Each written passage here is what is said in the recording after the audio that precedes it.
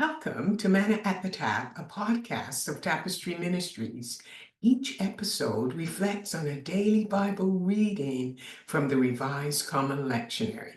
I'm Gloria, a fellow traveler on a spiritual journey with the Tapestry community, and we refer to the daily Bible reading as our spiritual manna, nourishing our souls and fostering growth as we share insights and interpretations that enrich our spiritual lives.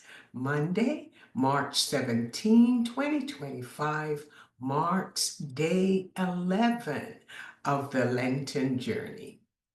The lectionary reading is from the New Testament book of Romans, a letter penned by Paul. He was a Jewish scholar who had never had the opportunity to meet Jesus. But he was recognized as one of the leaders in the early Christian church. He converted to Christianity and went on to write many of the letters in the New Testament. Paul wrote this letter, the book of Romans, to a variety of Christians living in the city of Rome. But he acknowledged that they did not all hold the same views. Jewish communities were nurtured in synagogues where they learned the stories of Moses and the children of Israel and how they followed the law established by God. In contrast, the Gentile communities raised as Roman citizens were required to make sacrifices to the emperor's gods.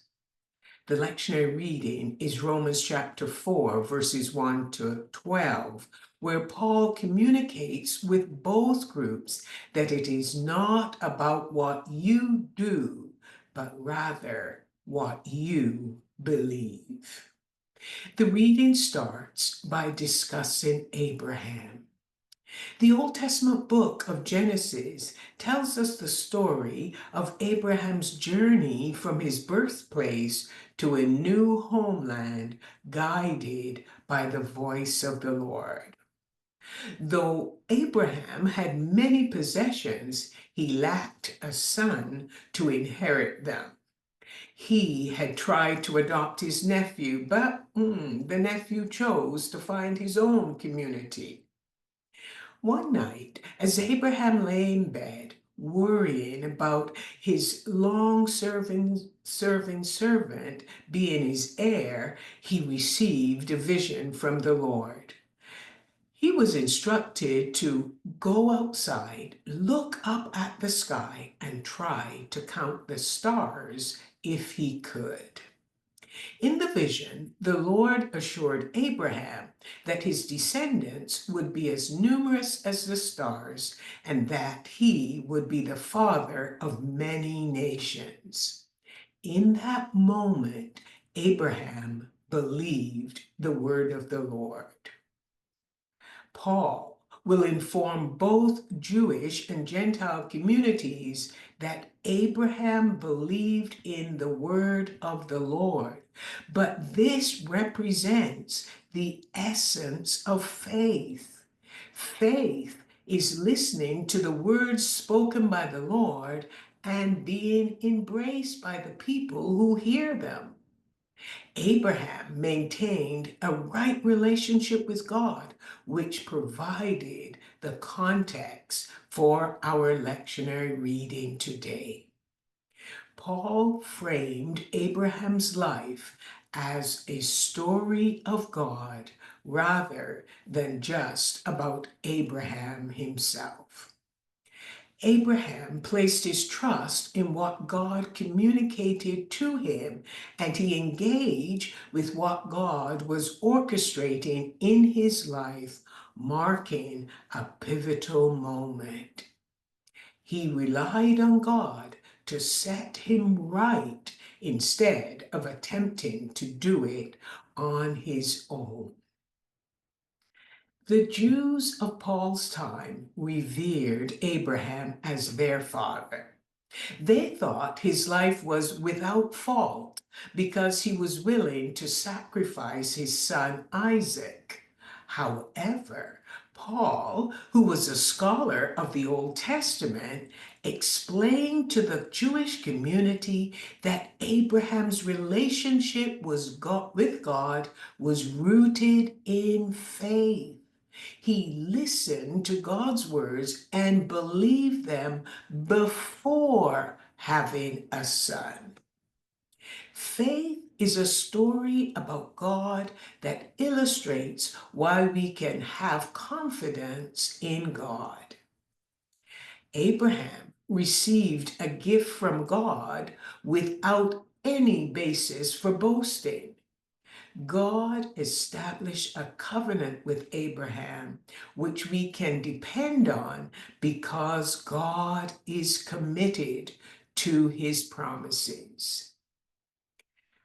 Being part of Abraham's family by faith means inheriting God's promises and God's covenant. This surprised the Jewish community as they believed their relationship with God started with Moses and the law. This was the good news of the gospel for the Gentile communities.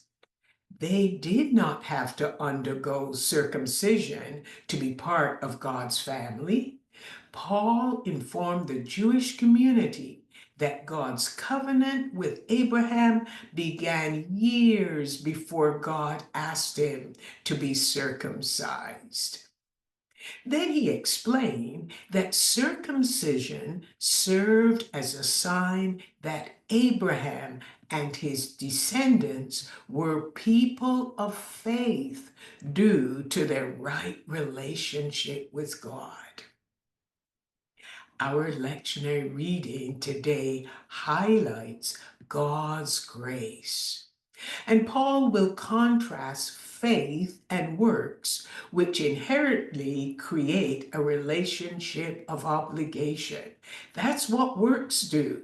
They create a relationship of obligation.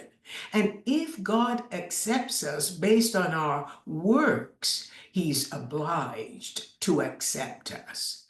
But Paul says, on the other hand, faith is a gracious gift from God offered without obligation. Paul then quotes from Psalm 32.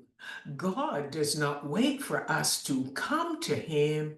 He comes to us when we are in our sinfulness and in our brokenness.